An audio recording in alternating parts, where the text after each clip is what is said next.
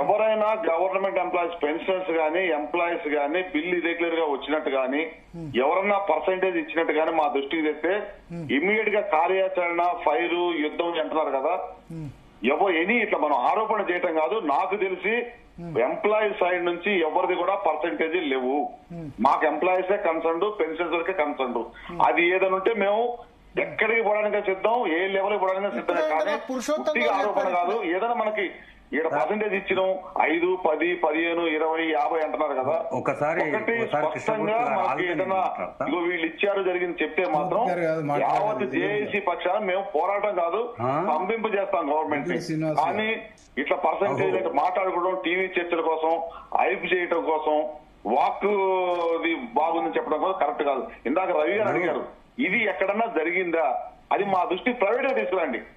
ఎవరన్నా ఇచ్చినట్టుగా 1% అయినా 2% అయినా లేదు, ఇర్రెగ్యులర్ గా సీనియారిటీ మెయింటైన్ చేయకుండా ఇచ్చారు. మేము గత 4 నెలలు చెప్తున్నాం ఏమనంటే ఎవరు ఇచ్చినా, ఈవెన్ యూనియన్ లీడర్స్ ఇచ్చినా, అసోసియేషన్ వాళ్ళు ఇచ్చినా, జేఏసీ వాళ్ళు ఇచ్చినా మీరు టోకెన్ నెంబర్లు కొట్టొద్దు. మాకు వచ్చే 700 కోట్లు కొట్టి కామెంట్ కోసం ఇంత ఫైర్ మీలో ఎందుకుంది? కరప్షన్ పైన కామెంట్ మీకు ఇంత తీవ్ర స్థాయిలో మీ వాయిస్ ఎందుకు వినబడుతుంది? నేను నిన్న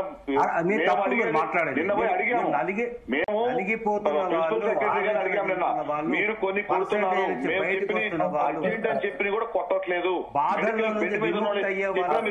అడిగితే ఆయన మమ్మల్ని క్వశ్చన్ చేసింది. ఇది మాకు చూపి దొరికితే వాళ్ళు నిలబెడతాం. మేము నిలబెడతాం 100%. నలిగే వాళ్ళు నలిగిపోతున్నారు, ఇచ్చే వాళ్ళు ఇస్తున్నారు, సచ్చే వాళ్ళు చస్తున్నారు, బాధలు పడే వాళ్ళు బాధలు పడుతున్నారు. మీరు ఇంత పర్సెంటేజ్ ఇస్తున్నారు అట్లా బయటకు వస్తుంది అని అంటే ఎవరో నాకు చెప్పండి అంటే ప్రతి ఒక్కరు వచ్చి మీకు చెప్తారా? మీరు సొల్యూషన్ చేస్తారా? మీరు పరిష్కారం చేస్తారా? మీరు చేస్తే 22 నెలల నుంచి ఇంతమంది ఎందుకు ఇంత బాధపడతా ఉన్నారు? ఎందుకు ఇంత నలిగిపోతా ఉన్నారు? ఎంత ఆవేదన పడతారు? నా దగ్గరికి 4 హెడ్ మాస్టర్స్ వచ్చారు. టాపిక్ ని మనం డైవర్ట్ చేయొద్దు. మనం మాట్లాడడానికి చర్చకి వచ్చినప్పుడు మనకి ఇది కావాలి, ఎవిడెన్స్ కావాలి. మేము ఫైట్ చేస్తాం, రెడీగా ఉన్నాం. మేము ఇప్పుడు మీ ఆవేదన ఎట్లుందో అదే ఆవేదన పోయి డైవర్షన్ కాదు అడ్డగోలుగా ఆరోపణ చేస్తున్నారు. ఒక్కళ్ళని చూపించండి అని అడుగుతున్నారు. ప్రైవేట్ గా ఇవ్వండి, లేదు మాకు వాట్సాప్ పెట్టండి. ఆ మాట భరత్ గారు, ఆ మాట మనమందరం ఐక్యంగా ఉండి ప్రభుత్వ విధానాన్ని ప్రశ్నించాల్సిన వాళ్ళము ఎవరో మాకు చెప్పండి మేము చర్యలు తీసుకుంటాము అని అంటే ఆ పరిస్థితి ఉంటే మీడియాలో ఎవరు గవర్నమెంట్ అయినా మన్నైనా బదనాలు చేద్దామా 20%, 15% అనేది మనకి ఎవరైనా ఒక్కళ్ళు పర్సెంటేజ్ ఇచ్చినట్టు తీసుకున్నట్టు చెప్తే డైరెక్ట్ కోర్టులో వేద్దాం. మేము అసోసియేషన్ చేస్తాం,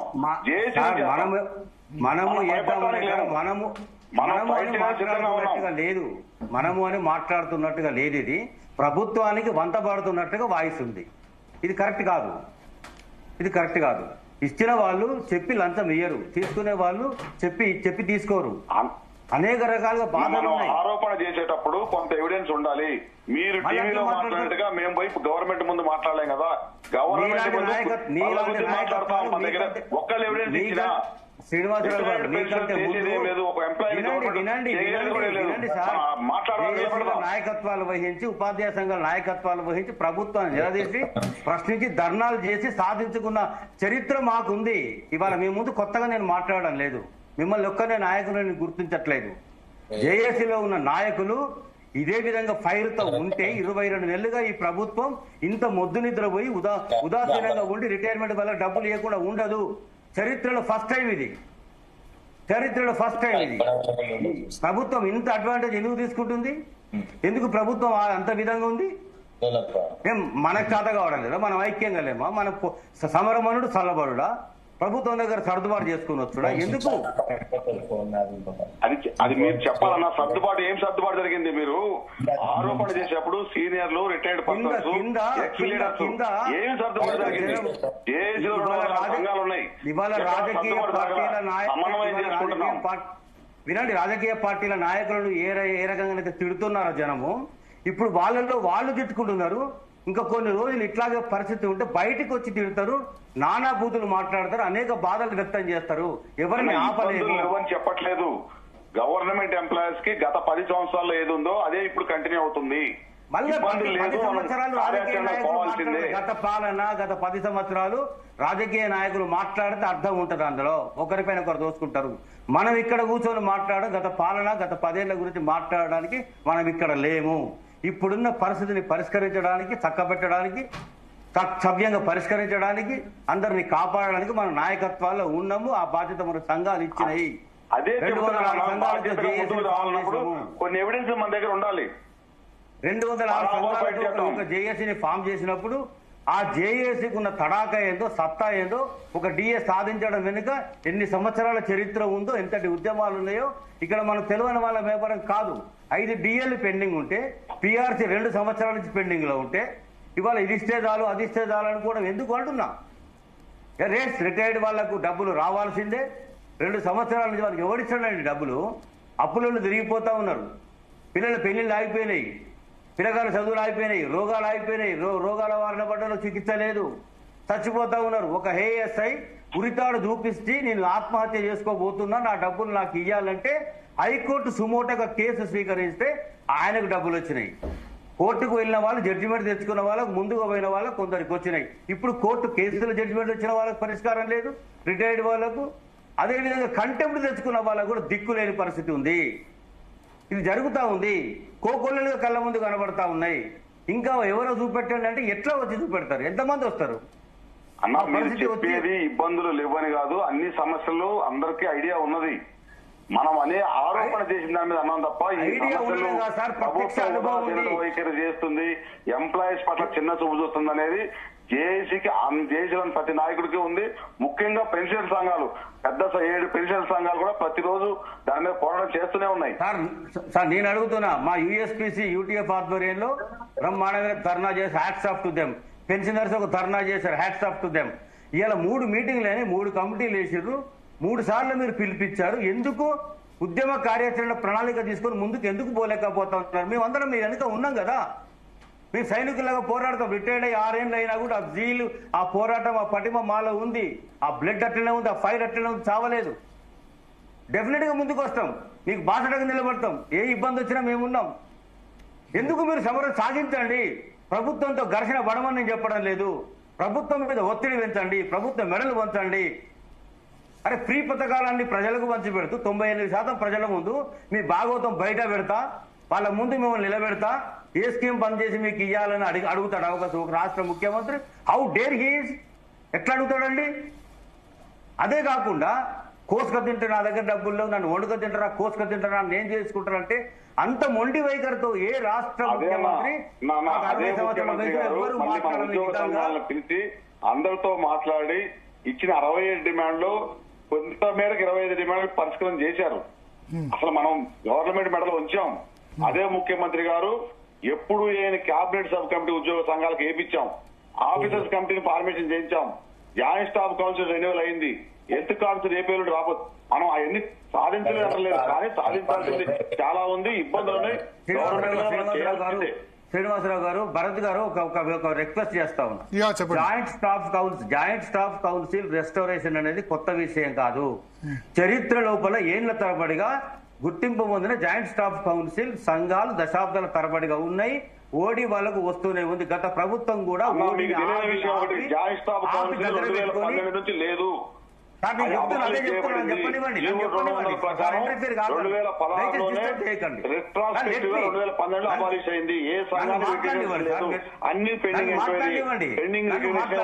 మీరు ఒకసారి ఆ జీవో చదువుకోండి. అరే నన్ను మాట్లాడినవాడు జీవో చదవక ఇక్కడ కూర్చోలేదు. జీవో తెలుసు, అన్ని తెలుసు.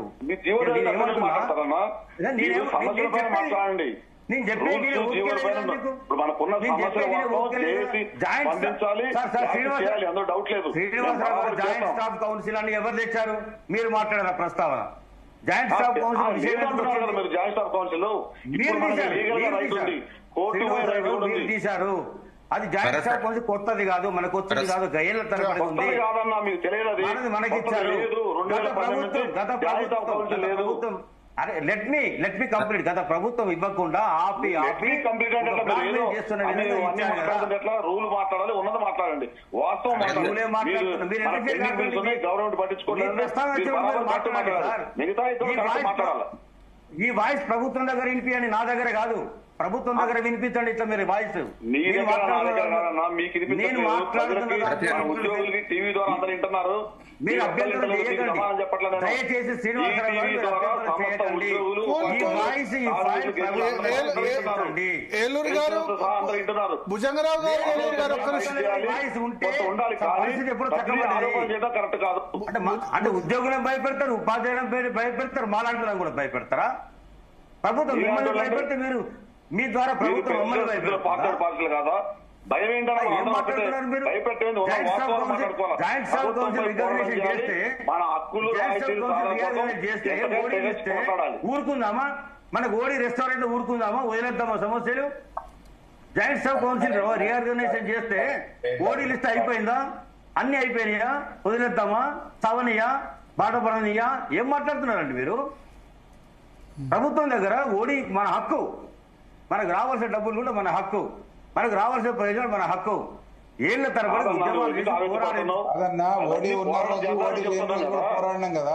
ఓడి లేని రోజులు కూడా రవి గారు మీకు తెలుసు, ప్రభుత్వం 9 నెలల ముందు డిజాల్వ్ చేస్తే మనం ధర్మాగ్ర సభ పెట్టే ఎగ్జిబిషన్ గ్రౌండ్ లో ప్రభుత్వం నిలదీసినాం. ఆ రోజు ప్రశ్నించిన వీళ్ళందరూ ఎడబోయినండి. ఆ రోజు టీఎన్జీఓలు ఎడబోయినారు, టీజీఓలు ఎడబోయినారు, ఎక్కడ పోయినండి? ఆ రోజు 104 సంఘాలతో మనం ధర్నా చేశాం, సభ చేశాం.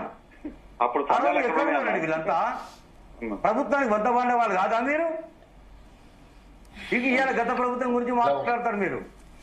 ఇప్పుడు ఒకటి ఆనాడు ఉంది, ఆనాడు మా పోరాటాలు ఇవాళ మా ఆవేదన ఉంది. ఆనాడు ఉపాధ్యాయులు, అధ్యాపకుల్ని, ఆచార్యుల్ని మిగతా సంఘాలు కలుపుకోలేదు, కలిసింది. మీ ఆవేదన కలిసామండి. మీరు శ్రీనివాసరావు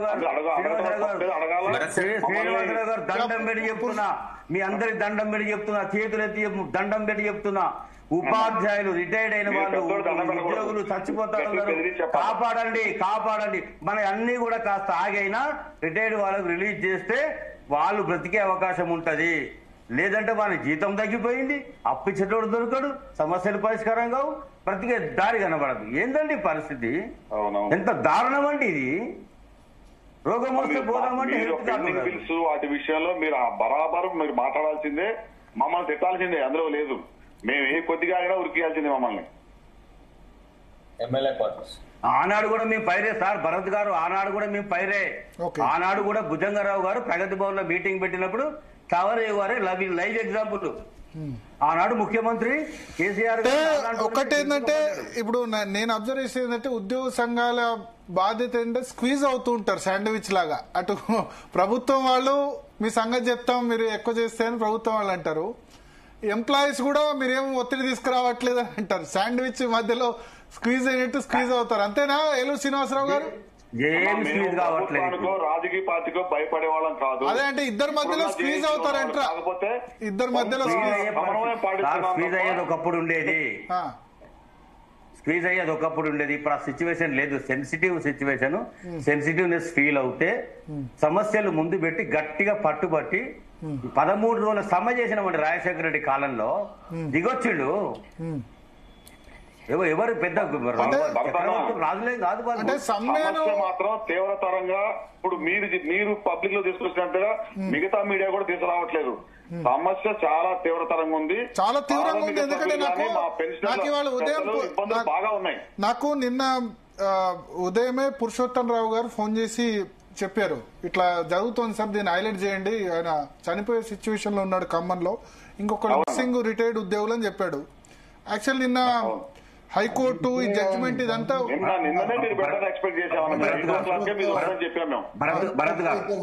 నా ఇంకొక విషయం ఏంటంటే 15% కమిషన్ తీసుకుంటారంటే నేను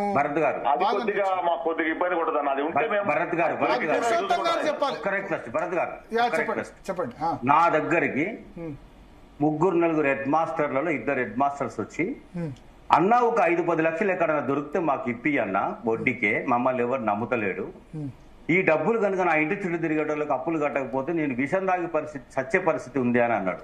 నేను రిటైర్డ్ అయినోని, నేను ఎన్నికల్లోకి దిగి ఎమ్మెల్సీగా పోటీ చేసి ఉపాధ్యాయులు నమ్ముకొని వాతాలు పెట్టుకున్నా, నా దగ్గర కూడా డబ్బులు లేవు, మీకు మోరల్ గా నిలబెడతా, మీ వెంట నేను నడుస్తా, కానీ నేను మిమ్మల్ని చచ్చిపోవద్దు, ఆత్మహత్య చేసుకోవద్దు, మందు తాగవద్దు, ఉరేసుకోవద్దు, ధైర్యంగా ఉండండి, గట్టిగా ఉండండి, నాయకులు ఉన్నారు, జేఏసీ పనిచేస్తుంది, పోరాడుతున్నారు, కొట్లాడుతున్నారు, కాకుంటే మనం అందరం కలుద్దాం, ఇంకా దాన్ని బలోపేతం చేద్దామని ఎంత ధైర్యం భరోసా చెప్తే వల ఏడ్చుకుంటే నా ఇంట్లో నుంచి వెళ్ళిపోయిందండి. నాకు మొన్న 2 రోజుల క్రితం నిద్ర పట్టే రాత్రి.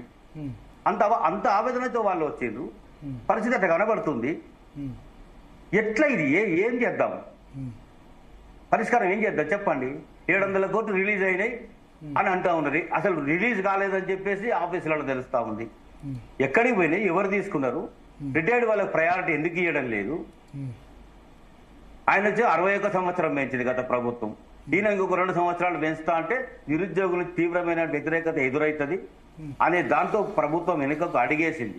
మా దగ్గర అట్లాంటి ఆలోచన. కానీ ఇప్పుడు నేనేమంటా అంటే దీని మీరు అంతా కూడా షార్ట్ టర్మ్ సొల్యూషన్ ఆలోచిస్తున్నారు. ఇప్పుడు ఈ బకాయిలు లాంగ్ టర్మ్ సొల్యూషన్ ఏంది? ఎందుకు ప్రభుత్వం దగ్గర డబ్బులు లేవు?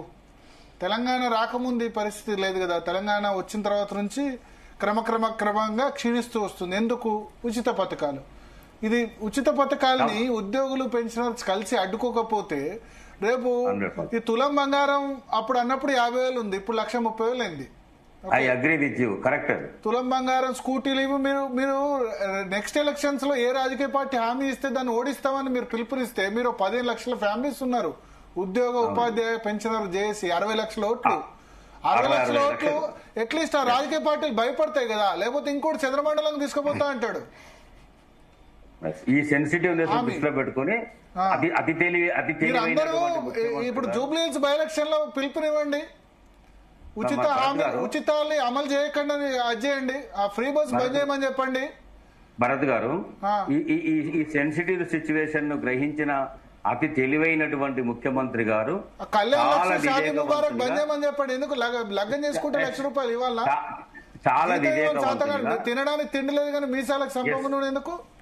98% ప్రజల ముందు, 98% ప్రజల ముందు ఉద్యోగ ఉపాధ్యాయులు నిలబెట్టి ఏ స్కీమ్ బంద్ చేసి మీకు ఇవ్వమంటారు చెప్పండి. డబ్బులు మీ చేతుల్లో. కళ్యాణ్ లక్ష్మి బంద్ చేయండి, షాదీ ముబారక్ బంద్ చేయండి, ఆంధ్రప్రదేశ్ లో తెలంగాణలో ఈ బస్సులు బంద్ చేయండి.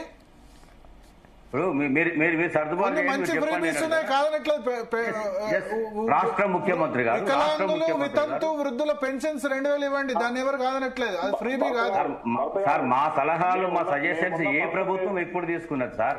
భరత్ గారు, మా సలహాలు ప్రభుత్వం ఎప్పుడు తీసుకుంది మా దగ్గర నుంచి? భరత్ గారు, చేయాల్సింది మీడియా నుంచి ఎక్కువ. మేము ఉన్నది 4%. అందులో మా పైన ఉన్న జలసి ఎవరి మీద ఉండదు.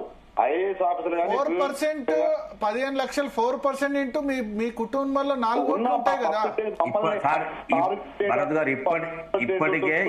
పొలిటికల్ ఒపీనియన్ మేకర్స్ ఉద్యోగులు దాచుకుంటే ప్రభుత్వాలు మార్చారు. 2004లో చంద్రబాబు నాయుడు ఓడిపోయినాడు. మార్చాము, మళ్ళీ మార్చాము, ప్రయత్నం చేస్తాం. ఈవీఎం లో రూమ్ లో ఉండేది మీరు, స్ట్రాంగ్ రూమ్ లో ఉండేది ఈవీఎం లో దగ్గర ఉండేది మీరు. చేయాలన్నా మీడియా తరఫున జీటీవీ తప్ప ఎవరు చేయట్లేదు.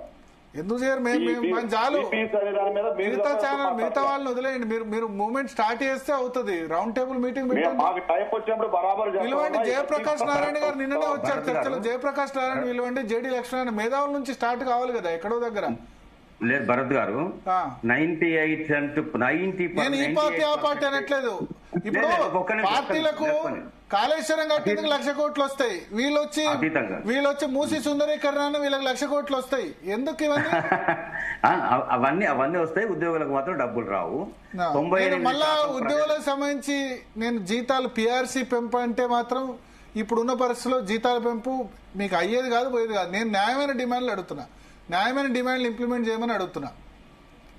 నేనేమంటున్నా సార్, 98% ప్రజల ముందు మీ భాగవతం బయట పెడతా, వాళ్ళ ముందు నిలబెడతా. భుజంగరావు గారు అది ఎక్కడన్నాడంటే మా Zee Telugu news police awards లోనే అన్నాడు. డబ్బులు ఎక్కడున్నాయి? బ్లాక్ మెయిల్ చేస్తా, నన్ను గోసుక తింటారా వణుక తింటారా అంటే నేనేమంటా అంటే ఇప్పుడు నేను ఈ ముఖ్యమంత్రి ఆ ముఖ్యమంత్రి తప్పట్లేదు. సిస్టమ్ లో ప్రాబ్లం ఎక్కడుందో చెప్తున్నా. ప్రాబ్లం ఎక్కడుందంటే ఉచితం ఇవ్వకపోతే ఒకళ్ళు చూసి ఒకళ్ళు అర్రాస్ పాటలు పాడుతున్నారు, వేలం పాటలు పాడుతున్నారు. ఏ మాయ మాటలు చెప్పైనా ఉద్యమం చేయండి. ఏ ఉచితాలు బంద్ చేయండి. ఏది బంద్ చేయమంటారంటే కళ్యాణ్ లక్ష్మి బంద్ చేయండి, షాదీ ముబారక్ బంద్ చేయండి, ఫ్రీ బస్సు బంద్ చేయండి. ఎవడు అడిగాడు ఫ్రీ బస్ ఇమ్మని? ఫ్రీ బస్సు ఆడవాళ్ళకి ఫ్రీ బస్ ఇచ్చి మగవాళ్ళకి ఛార్జీలు పెంచారు. మొన్న పండుగలో దసరా పండుగకి 110 కోట్లు దండుకున్నారు. అవసరమా? భరత్ గారు మీరు చెప్పినట్టు ఇప్పుడు ఆడవాళ్లకు ఫ్రీ బస్ అంటే తల్లులు ఏమంటారు, తండ్రులు కుమారుల దగ్గర దోచుకొని మళ్ళీ తల్లులు వాళ్ళ ఈ చేత్తో తీసుకుని ఆ చేత్తో తీస్తున్నారు. సార్ ఇప్పుడు ప్రభుత్వంలో మేము భాగస్వాములమని ముఖ్యమంత్రి గారు అన్నప్పుడు ఆ ముఖ్యమంత్రి గారు ఉన్నటువంటి ఆర్థిక వెసులుబాటును దృష్టిలో పెట్టుకొని లేనిపోని గాలిగత్తర హామీలు ఇవ్వకుండా ఇప్పుడు ఏం చేద్దాం అనేటువంటి మీరు అందరూ రౌండ్ టేబుల్ మీటింగ్ పెట్టండి, మేము జీటీవీ లైవ్ టెలికాస్ట్ చేస్తాం. చేయండి సార్, పెట్టండి. రౌండ్ టేబుల్ మీటింగ్ పెట్టండి, ఇనిషియేటివ్ తీసుకోండి. మీడియా ఇనిషియేషన్ తీసుకోండి. మీరు తీసుకోవాలి. మీరు తీసుకుంటే అర్థవంతంగా ఉంటుంది. మీరు తీసుకుంటే మీ ప్రజలకు శత్రువులు అయిపోతుంది. నేను ఎన్నోసార్లు చెప్పాను, ప్రజలకు శత్రువు ఎట్లా అవుతారు? ముఖ్యమంత్రి గారి ప్రయత్నం అదే కదా. ప్రజలకు లేదండి, మీరు ఒక్క సెక్షనే ఉన్నారనుకుంటారు. రేపు గ్రామ పంచాయతీ సర్పంచులు ఎంపీటీసీలు అందరు సపోర్ట్ వస్తారు. వాళ్ళ బిల్లులు రాక ఆత్మహత్యలు చేసుకుంటే వాళ్ళు ఓన్లీ ఉద్యోగులే కాదు, చచ్చిపోతున్నారు. ఎంపీటీసీలు జెడ్పీటీసీలు కాంట్రాక్టర్లు అందరు మీకు సపోర్ట్ వస్తారు. ఫ్రీ బీస్ బంద్ చేస్తేనే వాళ్ళకి బిల్లులు వస్తాయి. ఇప్పుడు భరత్ గారు ఒకటి ఇప్పుడు జరుగుతున్న చర్చలు మీ వెనుక మీరు అనుకుంటారు. ఇప్పుడు ఐటీ ట్యాక్స్ ప్రైవేట్ రంగంలో ఉన్న వాళ్ళు కూడా ఉన్నారు. మేము ట్యాక్స్ కట్టేవాళ్ళం, మాకు నా ట్యాక్స్ ఉచితాలకు వేస్ట్ పోతుందంటే నేను ఎందుకు ఊరుకుంటా? మీరు ఒక్కళ్ళే ఉన్నారు, మీ బలం మీకు తెలియదు. ప్రైవేట్ రంగంలో సాఫ్ట్వేర్ వాళ్ళు సపోర్ట్ చేస్తారా ఈ ఫ్రీ బీస్ ని? సాఫ్ట్వేర్ ఎంప్లాయీస్ 5 లక్షల మంది ఉన్నారు. ఎవరికి వాళ్ళు చేయకూడని అభిప్రాయంతో ఉన్నారు. ముందుకు వచ్చి గంట కట్టుకునే వాళ్ళు ఎందుకు ఇవ్వాలి 200 యూనిట్లు ఫ్రీ కరెంటు? 200 యూనిట్లు ఫ్రీ కరెంట్ ఎందుకు ఇవ్వాలా? ఇప్పుడు ప్రజలను ఆదుకోవడానికి సంక్షేమ పథకాలు అనేవి నామినల్ గా అవసరమైన వికలాంగ పెన్షన్లు ఇవ్వాలి. 2000 ఇవ్వండి, సంతోషం. రైతు బంధు ఇస్తే సరే, ఏంటంటే ఒక పెట్టుబడి సహాయం, రైతులు పంట పెరుగుతుంది, అల్టిమేట్ గా అవుతుంది. అటువంటి చేయండి. అన్నం పెట్టే రైతుకు ఇవ్వడంలో అర్థం ఉంది. ఏం చెప్పారు మరి పురాణాల్లో? ఏం చెప్పారు? చేపను పట్టడం ఎట్లా నేర్పించాలన్నారు, కానీ చేప తీసుకొచ్చి తిండి పెట్టండి అన్నారు. రోజు తినిపిస్తున్నారు, పట్టడం సోమర్లు అవుతున్నారు కదా, సోమర్లు అవుతున్నారు కదా. బీహార్ నుంచి, జార్ఖండ్ నుంచి రైస్ మిల్ కూలీలు వస్తున్నారు మన వాళ్ళు. అవును, మన ఎక్కడెక్కడ నార్త్ వాళ్ళంతా ఇక్కడ నిండిపోవడానికి కారణం 2 రాష్ట్రాలు ఇట్లే పాడైనాయి. ఆంధ్రప్రదేశ్ ఇట్లే, తెలంగాణ ఇట్లే పాడైనాయి. మీరు ఒక్కళ్ళే అనుకుంటారు. ఉద్యోగ ఉపాధ్యాయులు కేవలం పెన్షనర్లే కాదు, ప్రైవేట్ రంగంలో ఉన్న వాళ్ళు వస్తారు, సాఫ్ట్వేర్ ఎంప్లాయీస్ వస్తారు, బిల్లు శాంక్షన్ కాని వాళ్ళు, 3 కాని వాళ్ళు వస్తారు. మీరు పొలిటికల్ రాజకీయ పార్టీల మీద ఒత్తిడి లేకపోతే, ఇప్పుడు అది రేవంత్ రెడ్డి తప్పు కాదు, కేసీఆర్ తప్పు కాదు, ఒకళ్ళని చూసి ఒకళ్ళు ఇచ్చుకుంటూ పోతారు. వాళ్ళు రాజకీయ రాయితీలు ఇస్తేనే 10 ఓట్లు రాబట్టుకోవడానికి ఓట్ల రాజకీయం చేస్తారు. కానీ మాలాంటి వాళ్ళని కష్టపడి ప్రభుత్వాన్ని చేస్తున్న వాళ్ళు నలిగిపోతున్నాం. అందుకని నేను చెప్తున్నా, మీరు రౌండ్ టేబుల్ మీటింగ్ పెట్టండి, ఇనిషియేట్ తీసుకోండి. ఎవరో ఒకళ్ళు మేము సపోర్ట్ ఉంటాం చెప్తే కనుక. ఇంకా 6 గ్యారెంటీలు అమలు కాలేదని వాళ్ళు ప్రతిపక్షాలు అంటారు. అరే 6 గ్యారెంటీలు అమలు చేస్తే చచ్చిపోతారు భయ్. భరత్ గారు 3 గ్యారెంటీలు, 6 గ్యారెంటీల్లో 6 గ్యారెంటీలు కాదు, 15 గ్యారెంటీలు. 15 గ్యారెంటీల్లో 2-3 గ్యారెంటీలు ఇంప్లిమెంట్ చేస్తేనే ఈ సిచ్యువేషన్ ఉంది. ఇంకా స్కూటీలు ఇచ్చి, ఆ యువ వికాసం అని 5 లక్షలు ఇస్తే, ఆ మహిళలకు 2500 ఇస్తే ఇక మొత్తం ఈ రాష్ట్రాన్ని అమ్ముడే, ఇంకేం చేయరాదు. ప్రతిపక్షాలు కూడా వాళ్ళు బీఆర్ఎస్ బీజేపీ వాళ్ళు కూడా 6 గ్యారెంటీలు ఏంది రాష్ట్రాన్ని అమ్మాలా? ఏదో అధికారంలోకి వచ్చేందుకు ఇచ్చారు. భారతదేశంలో 11 సంవత్సరాలు 372 లక్షల కోట్ల అప్పు ఉంది దేశానికి. సెంట్రల్ లో రాష్ట్రాలకు ఉంది, కేంద్ర ప్రభుత్వానికి అంత అప్పు ఉంది. అప్పు మీద ఆధారపడి పరిపాలనలు నడుస్తున్నాయి. ప్రజలు, సామాన్యులు, మాలాంటి వాళ్ళు నలిగిపోతున్నాం. భరత్ గారు, నేను ఇక్కడ మంచి డిస్కషన్స్ లో పెన్షనరీ బెనిఫిట్స్ అని వాడుతున్నారు. పెన్షనరీ బెనిఫిట్స్ కావండి, అది పెన్షనర్ బకాయిలు. నేను అందుకనే అంటా, నేను మీ పిఆర్సీ ఇమ్మని నేను అనట్లేదు. మీరు దాచుకున్న సొమ్ము మీరు ఇవ్వండి, మీ న్యాయం లేదు కాబట్టి మీరు చర్చ పెట్టా. మనం కూడా మాట్లాడుతున్నప్పుడు పెన్షనరీ బెనిఫిట్స్ అందటం లేదు, పెన్షనరీ బెనిఫిట్స్ కావు, అవి బకాయిలు. ఒకటి TSGLA ఉంది, group government life insurance. Government life insurance లో ఎంప్లాయీస్ గా మేము పెట్టుకునే అత్యంత తక్కువ ఇంట్రెస్ట్ కు మాకు భద్రత కోసం మేము పెట్టుకునే డబ్బులే. తర్వాత జనరల్ ప్రావిడెంట్ ఫండ్ ఉంది. జనరల్ ప్రావిడెంట్ ఫండ్ కు ప్రభుత్వానికి ఆ డబ్బుకు సంబంధమే లేదు. అవి మొత్తంగా మేము పెట్టుకునే ప్రభుత్వం ఇచ్చేది. ఇప్పుడు మొత్తం 60 లక్షలు 70 లక్షలు వస్తుందంటే ఏదో రిటైర్మెంట్ అయినటువంటి ఉద్యోగికి ఇంత డబ్బు వస్తుంది, అంత డబ్బు వస్తున్నటువంటి ఒక ప్రచారం తప్ప చాలా క్లారిటీగా. ఒకసారి శరత్ గారు ఉన్నారు, శరత్ గారు, అడ్వకేట్ శరత్ గారు ఉన్నారు, ఆయనతో మాట్లాడదాం. శరత్ గారు, సారీ మిమ్మల్ని చాలాసేపు లైన్ లో నిలబెట్టాను, మిమ్మల్ని వేరే టాపిక్ తీసుకుంటా అన్న, ఈ టాపిక్ లో మీరు ఇంటర్ఫియర్ కావాలి. ఏమన్నా ఉందా? ఇది రాజ్యాంగపరమైన హక్కు కదా, ఈ పెన్షనరు ఈ బెనిఫిట్స్ ఇవి రాకపోవడం అన్నది ఇది ఇబ్బంది కదా. వాళ్ళ పైసలు వాళ్ళకి ఇవ్వకపోవడం, హైకోర్టులో ఇండివిజువల్ గా కేసేస్తే ఇస్తున్నారు. ఎట్లా మీరు అడ్వకేట్ గా ఏమైనా సలహా ఇస్తారా ఈ ఉద్యోగులకి? మీరేమనుకోనంటే తర్వాత ఉన్న ప్యానలిస్టులు ఏమనుకోనంటే నిష్కర్షగా మాట్లాడతాను సార్, ఎందుకంటే నాకు మూతి నాకుల మాటలు మాట్లాడడం ఇష్టం లేదు. చెప్పండి మీ ఒపీనియన్. ఇప్పుడు ఉద్యోగస్తులు వాళ్ళ హక్కుల కోసం పోరాటం చేయలేనంత దుస్థితికి వచ్చినారు.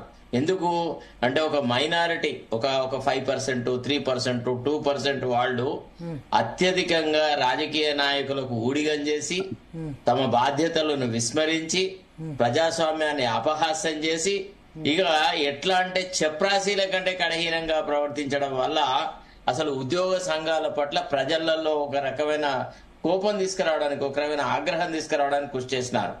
ఒక చిన్న ఇన్సిడెంట్ చెప్తాను సార్. ఆమె విజయ, కుత్బుల్లాపూర్ తహసీల్దార్ విజయ అనేట ఆమె యాక్చువల్లీ ఏంటంటే ఒక రంగారెడ్డి జిల్లాలో ఒక నో కాన్ఫిడెన్స్ మోషన్ వేసే విషయంలో కొంత పొరపాటు చేసి ఆమెకు 1 month జైలు శిక్ష వేశారు.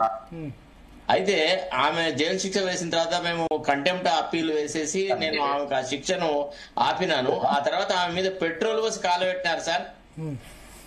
పెట్రోల్ పోసి, తెలుసా మీరు నమ్మరు, అసలు అంత ఆగ్రహానికి ప్రజలు ఇట్లా ఎంకరేజ్ చేసినారు తెలుసా. రెవెన్యూ వ్యవస్థ అంటే ఓన్లీ అవినీతి పరులు, తర్వాత ఇతరులు అనేటువంటి అభిప్రాయం. ఇప్పుడు ఇంతకుముందు భుజంగరావు గారు అన్నట్టుగా ముఖ్యమంత్రి నేను ఏ పథకం ఆపేసేసి మీకు డబ్బులు ఇవ్వాలా అని ముఖ్యమంత్రి అడిగినాడు అని అంటే ఎవరి సలహా సంప్రదింపులతో ఆయన అన్ని ప్రకటనలు చేసినాడు సార్. ఈ స్కీమ్ ఇస్తా, ఆ స్కీమ్ ఇస్తా, ఆ డబ్బులు ఇస్తా, ఈ డబ్బులు ఇస్తా. ఈ అధికారంలోకి వస్తామంటే చంద్రమండలం ఇచ్చింది కూడా సిద్ధపడతారు. ఈ పార్టీ ఆ పార్టీ కాదు, మనకు బుద్ధి ఉండాలి, ప్రజలకు బుద్ధి ఉండాలి, అది ఉండాలి. అది కరెక్ట్. యాక్చువల్లీ తీసుకొస్తాడని ఆలోచించారు. అధికారంలోకి వచ్చేది చెప్తారు. ఇప్పుడు ప్రతిపక్షం వాళ్ళు వచ్చి 6 గ్యారెంటీలు అమలు చేయండి, 6 గ్యారెంటీలు అమలు చేయండి. 6 గ్యారెంటీలు అమలు చేయాలంటే ఆంధ్రప్రదేశ్, తెలంగాణ 2 అమ్మినా సరిపోదు. కేసీఆర్ కూడా నిరుద్యోగ భృతి అదే చెప్తున్నా కదా, ఆయన చేశాడు, ఈయన చేశాడు. అందుకని రాజకీయ పార్టీలు గడ్డి పెట్టాలి. పెడితే కనీసం ఒక్క రాజకీయ పార్టీ అన్నా మేము ఫ్రీ బీస్ ఇవ్వము, ఇక మేము రోడ్లు వేస్తాము, మేము ఇది చేస్తాం, మంచి చేస్తాం, తద్వారా సంపద ఉత్పత్తి అవుతుందని చెప్తుంది. రాజకీయ పార్టీలకు ఏం కావాలి? ఓట్లు కావాలా? వాళ్ళు కనుక పరిస్థితిలో ఉండి లీగల్ గా ఏం రెమెడీ లేదా? లీగల్ గా దీనికి మార్గం లేదా? ఉంది సార్, ఉంది. It is there vested right, they can fight for it. Legal గా వాళ్ళు ఎవరైనా కొంతమంది ఒక 10 మందో 20 మందో చాలా దయనీయ పరిస్థితిలో ఉండి పెళ్లిళ్ళు ఆగి ఇట్లాంటి సమస్యలు ఏమైనా ఉంటే మానవతా కోణంలో తప్పకుండా వాళ్ళ తరఫున కొట్లాడి వాళ్ళకి న్యాయం చేయొచ్చు సార్. అంటే మాకుంది, డైరెక్షన్ తెచ్చుకున్నా కూడా ఇంప్లిమెంట్ ఇంప్లిమెంట్ చేస్తాం సార్. మీరు చేతగాని వాళ్ళ దగ్గరికి ఎక్కడికో పోయి అదో ఇదో చేసేసి మీరు ఏంటంటే ఎట్లుండి చెప్పన్నా సార్, పాముకు విషయం లేకుంటే దాన్ని గడ్డి పోచకంటే కడగిన తొక్కుకుంటూ పోతారు సార్. మీ అడ్వకేట్ ను బట్టి ఆధారపడ్డది ఎవడు ఇంప్లిమెంట్ చేయాలి. ఒక అవకాశం చెప్పండి పురుషోత్తం గారు. సార్ అంటే ఫ్రీ బీస్ వల్లనే గెలుస్తారని కూడా గ్యారంటీ లేదు సార్. ఇప్పుడు లాస్ట్ టైం ఎలక్షన్ అయితే కొంచెం ప్రభుత్వ వ్యతిరేకత అంశంతో వచ్చింది అని అనుకోవాలి. ఎందుకంటే దళిత బంధు లాంటి ఫ్రీ బీస్ కూడా వారు కూడా అవతల పార్టీ వాళ్ళు కూడా అంటే ఫ్రీ బీస్ వల్ల గెలుచుడు కాదు. ఇప్పుడు ఫ్రీ బీస్ ఆ హామీలు ఇచ్చారు కాబట్టి అది ఇంప్లిమెంట్ చేయమని ప్రతిపక్షం ఒత్తిడి చేస్తుంది. రుణమాఫీ వాళ్ళు 4 సంవత్సరాలు చేయాలి, వీళ్ళు చేయండి అంటే 6 నెలల్లో చేశాడు. 20,000 కోట్లు పోయినాయి. 20,000 కోట్లు ఉంటే 20,000 కోట్లు ఉంటే వాళ్ళ పరిస్థితి రాదు కదా. ఎందుకంటే ప్రతిపక్షం ఒత్తిడికి ఇప్పుడు హరీష్ రావు రుణమాఫీ చేయండి అనగానే రేవంత్ రెడ్డి ట్రాప్ లో పడి 20,000 కోట్లు చేశాడు. 20,000 కోట్లు ఉంటే ఇంత ఇబ్బంది ఉండేది కాదు. సో ఇప్పుడు ప్రతిపక్షం 6 గ్యారెంటీలు ఇంప్లిమెంట్ చేయమని నేనేంటంటే పొలిటికల్ సిస్టమ్ ప్రాబ్లం. ఈ రేవంత్ రెడ్డి తప్పు, కేసీఆర్ తప్పు, కేటీఆర్ తప్పు, హరీష్ రావు తప్పు అనను, లేకపోతే బీజేపీ తప్పనను. అది ప్రతిపక్షంలో ఉన్నాడు మేము క్వశ్చన్ చేయాలి కదా అంటారు. ఒకటి దీనికి సొల్యూషన్ గా భరత్ సార్ మీరు ఇచ్చిన సూచన ప్రకారంగా త్వరలోనే ఒకటి రౌండ్ టేబుల్ బాడీ ఉద్యోగ సంఘాలతో పెడుతూ అఖిలపక్ష పార్టీలను కూడా ఇన్వాల్వ్ చేద్దాం. తర్వాత వారు భుజంగరావు గారు ఏమంటున్నారంటే ప్రజల నుంచి మమ్మల్ని వేరు చేసే కుట్ర జరుగుతుందంటారు కదా. ఇంపార్టెంట్ ప్రజా సంఘాలు అంటే ఉద్యమ సంఘాలు నడిపిన నాయకులు ఉన్నారు. అంటే ప్రజా ఉద్యమంలో చాలా మా ఛానల్ తరపున పెట్టండి. ఛానల్ తరపున 100% సార్ నేను లీడ్ తీసుకుంటాం. లీడ్ తీసుకుంటాను. లీడ్ మీరు తీసుకోండి. ఛానల్ తరపున మేము ఫెసిలిటేటర్స్. ఇప్పుడు నాకేం అవుతలేదు పెన్షన్, నా పెన్షన్ ఏం అవుతుంది, నాకేం అవుతలేదు. కాకపోతే మీ బాధ చూసి నేను చెప్తున్నా. మీ బాధనే కాదు, సర్పంచులు ఎంపీటీసీలు బిల్లులు రాక కాంట్రాక్టర్లు అందరు బాధ చూసి చెప్తున్నా. ఓకే, సర్పంచ్ ఎంపీటీసీల దగ్గర వాళ్ళ దగ్గర కాంట్రాక్ట్లు వేసుకున్నారు, లాభం పొందారు, డబ్బులు తీసుకున్నారంటే ఓకే. పెన్షన్ దగ్గర తీసుకుంటా దానికి డబ్బులు తీసుకుంటా.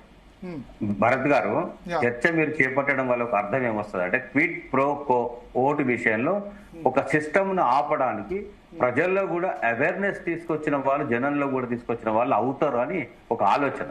మీరు ఆలోచించండి. అంటే నాకు ఇది ఇస్తే నీకు ఓటేస్తా. అందుకని ఇప్పుడు పురుషోత్తం రావు గారు అన్నారు డెఫినెట్ గా విల్ టేక్ అప్ ఇనిషియేటివ్ తీసుకుంటా అన్నారు. రౌండ్ టేబుల్ పెట్టండి. తర్వాత సార్ ఇంకొక రిక్వెస్ట్ భరత్ సార్, ఇప్పుడు ఏదైతే అమౌంట్ అలాట్ అవుతుందో అందులోనైనా ట్రాన్స్పరెన్సీ మెయింటైన్ చేసే విధంగా తమరు కూడా ఒకసారి స్టూడియో. నేను అనేది ఏంటంటే ట్రాన్స్పరెన్సీ కాదు. ఇప్పుడు ఒక 3 నెలలు రిటైర్ అయిన వాళ్ళకి అందరికి ఇప్పుడు ఇవ్వడం సాధ్యం కాదు, ఎందుకంటే 12,000 కోట్లు ఉన్నాయి. మీరేం చేయాలంటే రిటైర్మెంట్ బెనిఫిట్స్ అందరికి 50 లక్షలు యావరేజ్ కదా, మంచికి 10 లక్షలు రిలీజ్ చేయొచ్చు కదా. కొంత చేయొచ్చు. ఒక్కటేసారి అందరికి ఇవ్వడం కాకుండా మంచికి 10 లక్షలు ఒక 6 నెలలు అంటే అలా చేయొచ్చు సార్. జీపీఎఫ్ రిలీజ్ చేయొచ్చు, లేదా టీఎస్జీఎల్ఐ బెనిఫిట్ రిలీజ్ చేయొచ్చు. ఏదో ఆలోచించండి. ఏలూరు శ్రీనివాసరావు గారు ఇది బాగుంది. ఎమర్జెన్సీ ఆక్సిజన్ సిలిండర్ దొరుకుతుంది వాళ్ళకి. ఎస్, అది నేను చెప్పేది. ఒక్కటేసారి మొత్తం వద్దు. లేదు, ప్రభుత్వం దగ్గర లేదు. రేవంత్ రెడ్డి గారు అన్నది కరెక్టే, ఆయన కోసుకొని తిన్నా లేవు. ఏఏసీ నుంచి కూడా రవి గారు కూడా అన్నారు, మేము పెన్షనర్స్ బెనిఫిట్ ఎంప్లాయీస్ వస్తాయని చెప్పి జీపీఎఫ్ చేయమని చెప్పాం ఫస్ట్. కాకపోతే పోలీస్ డిపార్ట్మెంట్ రావటం వల్ల 400 crores. నేను అనేది ఏంటంటే రిటైర్మెంట్ బెనిఫిట్ ఎవరికి మొత్తం ఇవ్వకండి, పార్ట్లుగా 10% 20% రిలీజ్ చేస్తే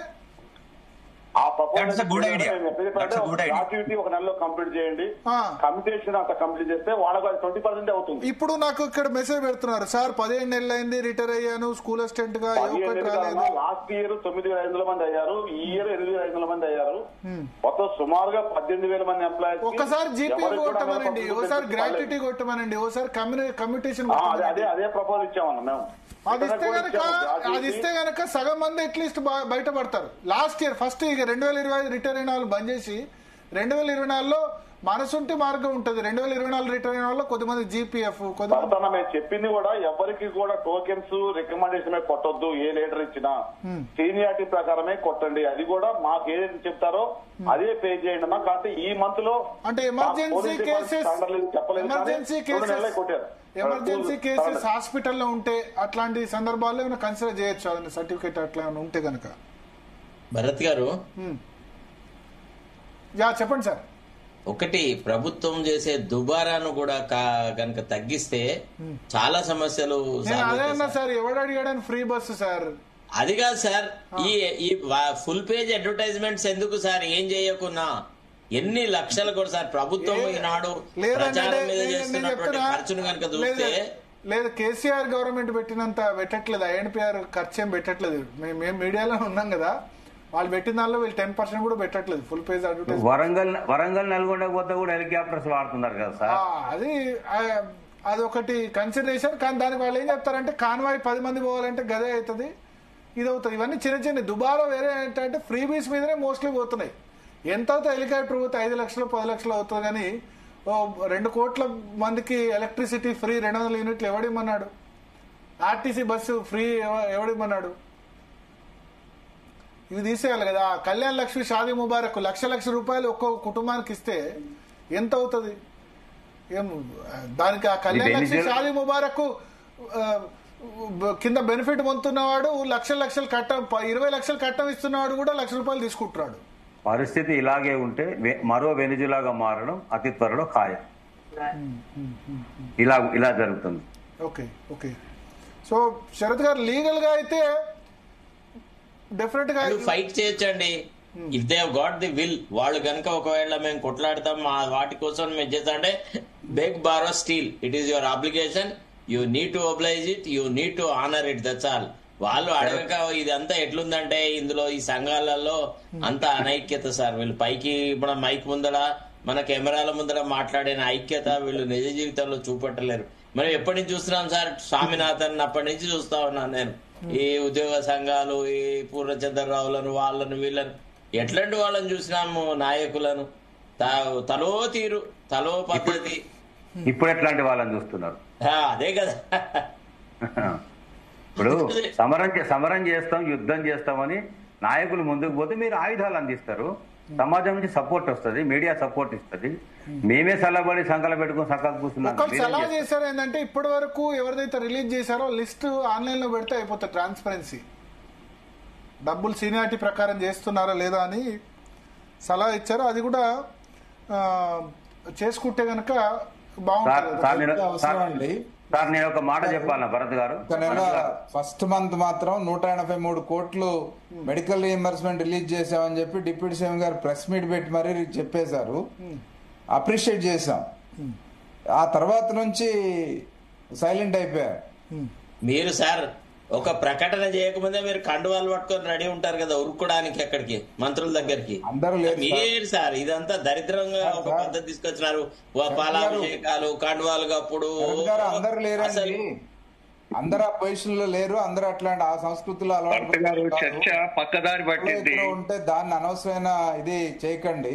లేదు సార్, కొంత డిస్టెన్స్ మెయింటైన్ చేయాలి సార్. వాళ్లే నాయకులు అని అనుకుంటే ఎట్లా? ఇవే సంఘాలు వాళ్లే నాయకులు అనుకుంటే ఎట్లా? గుర్రం గాడిది ఒకటి కాదులేండి, అంటే గుర్రాల లాంటి వాళ్ళు చాలా మంది ఉన్నారు. దూరంగా మంచి వాళ్ళని ఎవరు అన్నారు సార్? మీరు దాన్ని బాధపడద్దు, మీరు దాన్ని పర్సనల్ గా తీసుకోవచ్చు. మీ గురించి అనలేదు నేను అనేది, మా గురించి కాదు. పబ్లిక్ ఆనాడైనా ఈనాడైనా ఉపాధ్యాయుల ఉద్యోగుల పక్షాన పోరాడే వాళ్ళు చాలా మంది ఉన్నారు. కానీ హైలైట్ అయ్యే వాళ్ళు ఒకళ్ళో ఇద్దరు ఇప్పుడు బెనిఫిట్ అండి. భారత్ కి పర్సనల్ గా ఏం బెనిఫిట్ లేదు కదా, ఒక కాజ్ ని ఎక్స్పోజ్ చేస్తా అన్నాడు. అట్లనే మాలాంటి వాళ్ళని కూడా కాజ్ అని అన్నప్పుడు చాలా సార్లు మద్దతుగా నిలబడుతున్నాం. కానీ కొట్లాడే పోరాట యోధుడు కావాలి కదా. వీరగంధము తెచ్చినాడము వీరుడెవ్వడు పూసిపోదాం, మీలో వీరుడెవ్వడు రావాలి కదా. వస్తే ముందుకు వస్తే రైట్, ఇతను తన హక్కుల కోసం కొట్లాడుతున్నాడు, ఇతను కొంత చేయుతని ఇవ్వాలా అన్న ఒక ఆలోచన వస్తుంది. అదేది చేయకుండా ఒట్టిగానే ఊకదంపుడు ఉపన్యాసాలతో చెప్పండి. Welcome welcome Sarath sir, words welcome. అయితే భరత్ గారు చెప్పండి సార్, ఒక్క మాట మీ ద్వారా. ఎవరో చెప్పండి ఎవరో చెప్పండి ఎవరో చెప్పండి అంటే I'm very shame to say, నాయకులే దళారులుగా తాబేదారులుగా మారి పర్సెంటేజ్లు వసూలు చేసి అప్పచెప్పుతున్న పరిస్థితి సెక్రటేరియట్ నుంచి కింది స్థాయి వరకు ఉంది.